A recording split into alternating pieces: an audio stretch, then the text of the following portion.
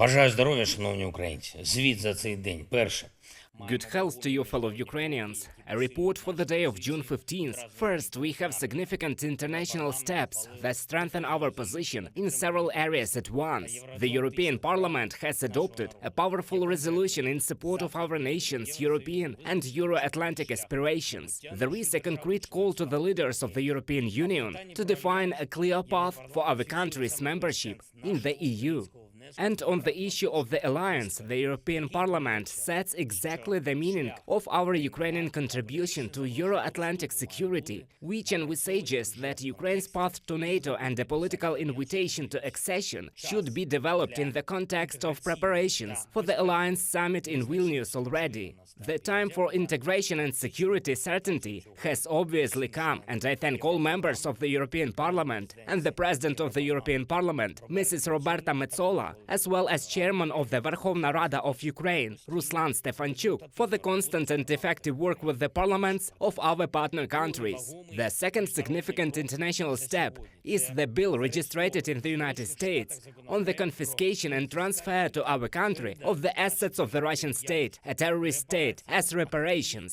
I thank the US senators for the strong bipartisan support of this issue of justice for Ukraine and all victims of Russian terror. In dictatorships like Russia's, money is the highest value, and especially for those who serve in the ruling regime or are actually the owners of state structures. When the terrorist state and all Russian individuals whose collaboration with the Kremlin created the conditions for Russian aggression or who are a public cover for Russian corrupt officials lose their money, a very important goal will be achieved. They will feel what loss is. They do not respect life and do not feel regret when human lives are lost. The Russian ruling class does not value people and is willing to waste human lives by the hundreds of thousands. But they do care about money. The money they have appropriate, by the way. They value their assets. They must lose them completely, and in favor of those who suffered from their aggression, from this terrorist war, in favor of our state, our people. I continued to address the parliaments of our partner countries. I called on the parliamentarians and people of Switzerland to continue to stand in unity and solidarity with us in the defense of common values and freedom. It is very important that all of us in Europe equally understand that it is only by force of arms that we can now protect the way of life that we all value so much in all countries, from the Atlantic area to Ukraine, including Switzerland. It is our common task to defend freedom, international law and human life. I also had phone calls with representatives of two countries, Belize and Costa Rica. We are building a new partnership for Ukraine to support the peace formula and our resolutions at the UN in defense of the UN Charter and international law in general. I discussed with Mr. President of Costa Rica and Mr. Prime Minister of Belize the possibility of organizing a meeting between Ukraine and Latin America. Together we can provide much more protection for the freedom and equality of nations in the modern world.